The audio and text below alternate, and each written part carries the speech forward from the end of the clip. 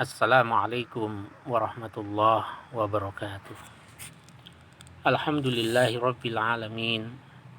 Wassalatu wassalamu ala ashrafil anbiya'i wal mursalin wa ala alihi wa ashabihi ajma'in, amma ba'd. Hadirin dan pemirsa yang dirahmati Allah Subhanahu wa taala.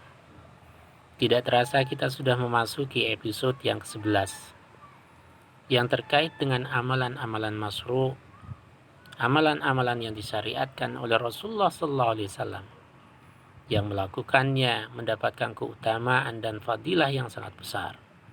Antara lain mendapatkan doa para malaikat.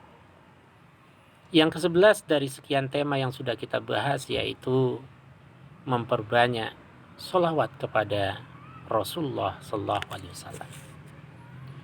Dalam satu hadis yang diriwayatkan oleh Imam Muslim dari sahabat Abu Hurairah radhiyallahu anhu, Rasulullah sallallahu alaihi wasallam bersabda, "Man shalla alayya wahidatan sallallahu alaihi asra." Rawahu Muslim. Barang siapa yang berselawat kepadaku satu kali, maka Allah akan berselawat atau mendoakannya 10 kali. Hadis ini sesungguhnya bagian dari sekian banyak hadis yang berbicara tentang keutamaan berselawat kepada Rasulullah Muhammad sallallahu alaihi wasallam.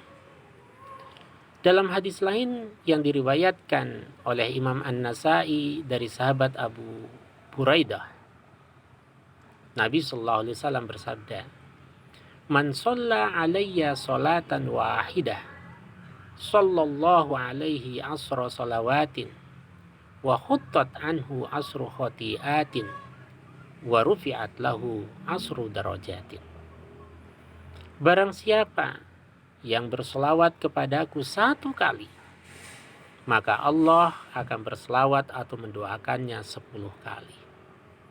Diampuni baginya 10 kesalahan dan diangkat baginya 10 derajat. Keutamaan yang luar biasa yang dijelaskan oleh Rasulullah sallallahu alaihi wasallam.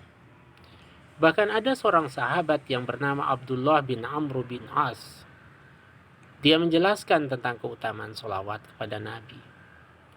Beliau mengatakan, "Man shalla ala Rasulillah sallallahu alaihi wasallam sholatan, sallallahu alaihi wa malaikatuhu sab'ina sholatan." Barang siapa yang bersolawat kepada Rasulullah sallallahu alaihi wasallam satu kali, maka Allah dan para malaikatnya akan mendoakannya bahkan hingga 70 kali. Maka beliau mengatakan, silahkan Anda mau memperbanyak atau meminimalisir selawat, semua akan kembali fadilahnya, keutamaannya pada kalian semua.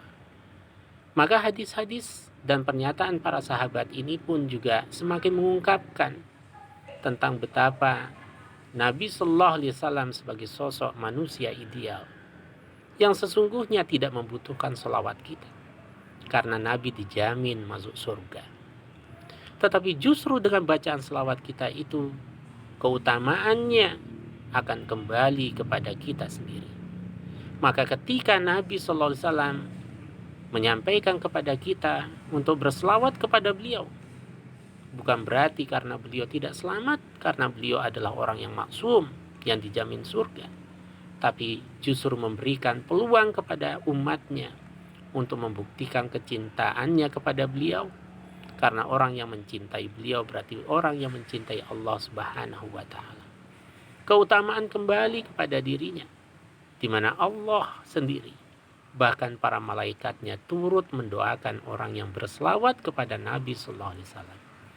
Hingga pada akhirnya nanti di hari kiamat, refleksi atau wujud kecintaan kita kepada Nabi salah satunya dengan memperbanyak sholawat. Maka di akhirat kelak kita akan mendapatkan bukti cinta Nabi kepada kita, akan memberikan syafaat kepada kita. Maka marilah kita basahi lisan kita untuk berselawat dan memperbanyak selawat kepada beliau.